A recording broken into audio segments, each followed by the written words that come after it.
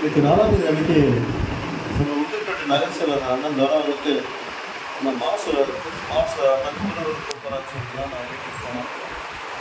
வீட்டுக்கு போகும்போது நம்ம கட்சி நிர்வாகிகளாக வந்துட்டு ஒரு 10 பேர் இருந்தாங்க. நகர் அண்ணன் தோறா இருந்தார்.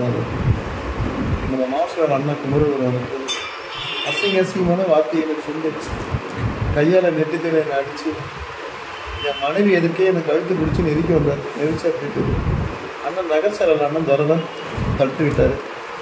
தனசேகர் லயன் வேலேஸ்ன்றது 2 பேர்லாம் வந்துட்டு தடுத்து விட்டு எனக்கு கொண்டு போயிட்டு ஹாஸ்பிட்டலில் தான் உறுதிப்பட்ட ஜிஹெச்லேயும் சேர்த்தாங்க.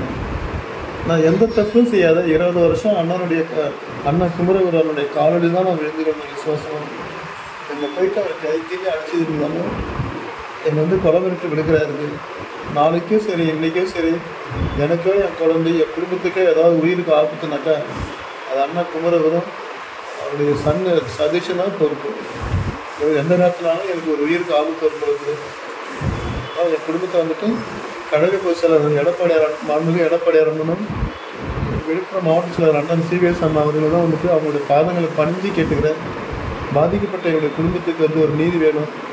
எனக்கு ஏற்பட்ட நிலைமை வந்துட்டு தமிழ்நாட்டில் இருக்கிற எந்த அதிமுக தொண்டனுக்கும் வந்துடக்கூடாது. வேணும்